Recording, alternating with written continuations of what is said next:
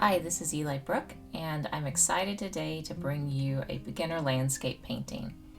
So this is going to be kind of similar to the style of a Bob Ross landscape, but this time we'll be using watercolor.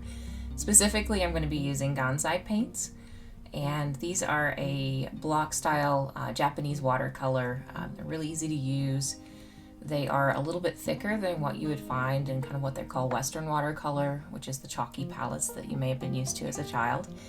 And these are just a little bit thicker, higher quality. I'll link them below if you're interested in adding to your painting supplies. Actually, I'll link all of the supplies that I'm using in this video below. As far as those supplies go, it's going to be the Gansai paints. I'm going to be using just a simple cheap palette, and then a variety of some watercolor brushes, and I'll link some sets below with similar brushes. But to do this, I'm starting with kind of a backwash of paint, and it really helps when you're doing landscape painting to work from the back to the front. So you think about the sky and the furthest parts away from you, and then you build your landscape forward. That way you can kind of build layers on top of each other, and you can get richer colors as you move closer to the viewer. One technique I use to blend and do the skies here is just putting a big amount of water on the paper, just a big wash of water, and then adding pigment to that. So you can see here I'm actually blending. I actually use a paper towel more than I think most people do when they're painting, but it really helps give some nice kind of texture to the paint. So what you'll see here is I'll be layering on sky and then blotting it off, and then layering on some color and blotting it off. As we go on building out that color, I'm going to continue to add sort of these cloud-like shapes and then kind of blot again. You'll see I'm getting a little bit messy here as well. It's okay to be messy here. If you are on a surface that you care about a lot, you may want to put down a poster board or something behind where you're working, or tape down this to some sort of backer board. What I'm using here is actually a whiteboard. And I love using this on my desktop because it gives a really nice photo backdrop, and it cleans so easily. You can just wipe almost anything off of it. And you can get frameless whiteboards at your your hardware stores. I picked this one up at Lowe's, which is our just down the street hardware store, and it was very, very cheap. I think maybe like $6 or $7 for a poster size piece of whiteboard, and you can get them in a variety of sizes and shapes and cover your tables. So that's one of the tricks I learned. They make great photo backgrounds, really bright clean white, and then they're very easy to clean if you get supplies on them. I wouldn't go oil painting or anything like that, but watercolor washes off very easily. So next I'm going to be adding in some mountains. Like I said, this is going to be the Bob Ross style landscape, and just kind of doing that top outline. For the top part of the mountain where it meets the sky, I let the sky part dry just a little bit here so I can get a nice crisp line, and I put the paint on just a little bit thick toward the outside edge. That way you can see just a little bit darker shade as you get toward the top of the mountain, and then I use water to blend in that color and bring it down. Now next I'm going to be adding a lake here.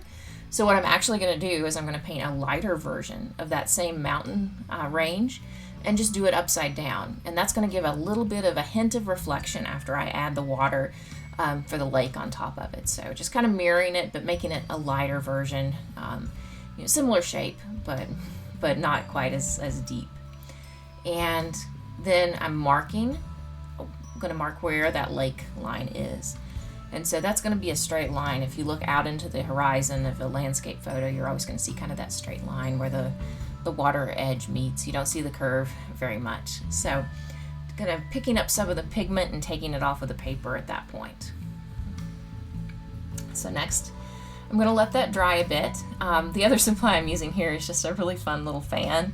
I'll link it. It's available on Amazon too, and it can be used for a variety of different things. Some people use it to dry their makeup and their lotions and things in the morning, and some people use it to do paintings.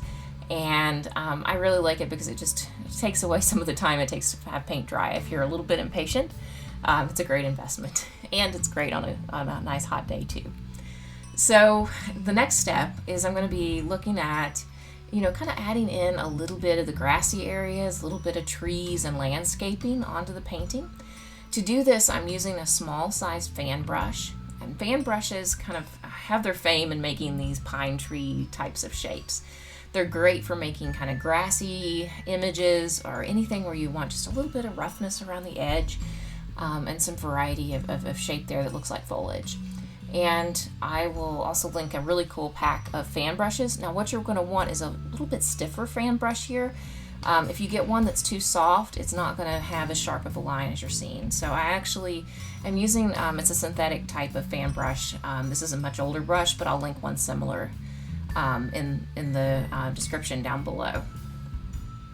So first doing just some really vague outlines of kind of these tree bushy types of shapes, and then I'm adding, as I go closer, just a little bit more refinement, a little more detail, and building those out. So you can see as you get closer, your picture comes into just a little bit more kind of, you know, crisp view. But these are really easy to do if you make different shapes. There's not really a way to mess up, because I mean, nature and foliage come in all different sizes and shapes and colors. So it's really cool. You can, you know, blend and do anything. If you want to do a, you know, a fallscape, add some reds and oranges and, you know, browns into it. This is going to just kind of be the summer shape. And I'm using that same fan brush, this time with just really, really diluted blue paint to give a little bit of texture to where we're going to have our water. And I'm taking care to not wash off those mountain lines. And I'm also pulling down just a little bit of that green paint as well. And again, kind of near those edges, darkening it just a little bit and having it be a bit more translucent, transparent toward the middle. So just adding in some detail here and continuing to do that, smoothing with the fan brush. And then if you look out at a lake, you typically kind of see these little waves across. And I'll just drag the brush across to kind of blend out some of the detail. And that kind of gives a nice view. If you're building up and you're actually using a thicker type of paint, you know, acrylics or oils, then what you'll actually want to do is you'll want to add on some whites and some really brighter color and kind of drag that across and blur everything. Watercolor will just blend and blur on its own. So I just keep adding layers of water here.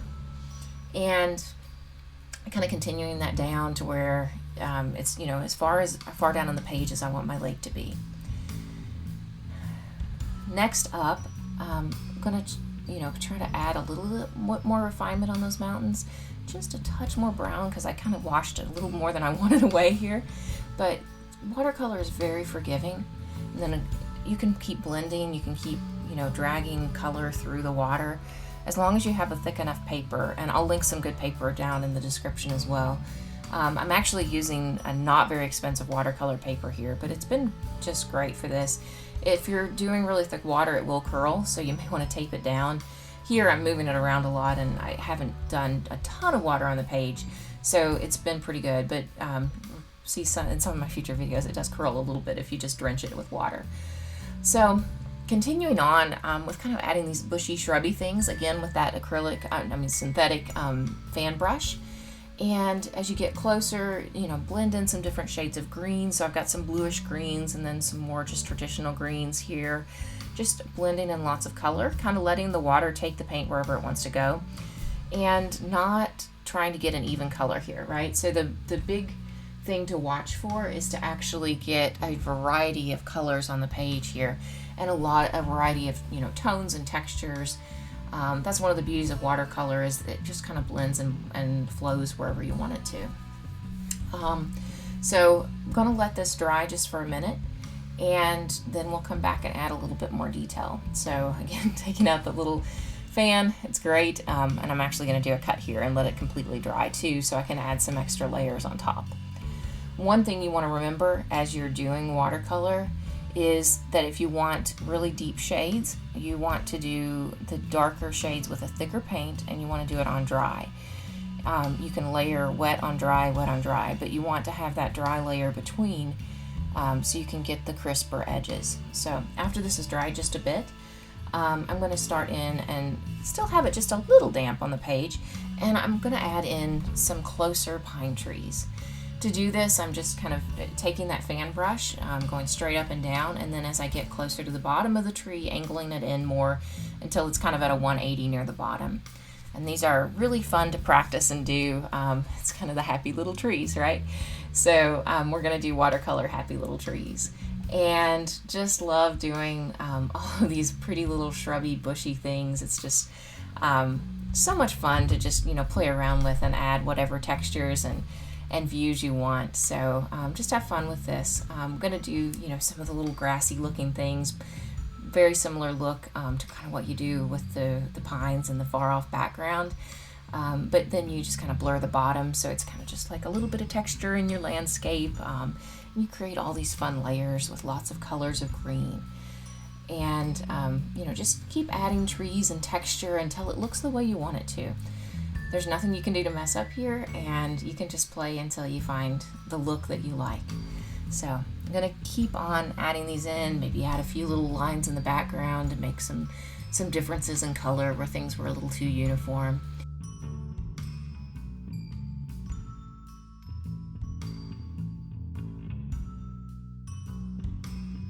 And just continuing to build here until I'm happy with the way it looks on the painting. So remember, you can't mess up. So if you do mess up, you just get a new sheet and you start again, right? So how much fun is that? As we're going through here, just remember you can kind of make your own world with this. And I really hope that you take some time and try it out. Even if you just pull, those chalky old-fashioned watercolors out and some paper, it's still fun to try, and you can practice. Doesn't matter what kind of supplies you have. You can always try something and be creative, and just take some time out in your day to just enjoy life. And I really hope you give yourself that gift. So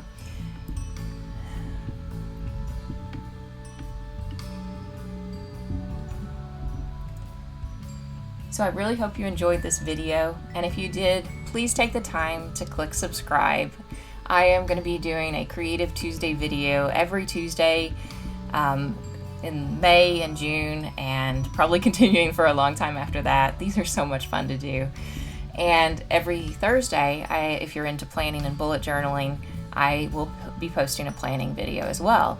So I'm calling them Planner Thursdays. So I really hope that you enjoyed this and that you find time in your day to just find joy and creativity. And please subscribe and follow along with me as we continue on this creative journey. Thank you so much. You can also find me over at Instagram, Productive Style, and on most social media platforms, Pinterest and others, under Productive Style or under Instructadoodle. So please take the time to like and subscribe, and thanks so much for joining today. Really appreciate you being here. Have a great day. Bye.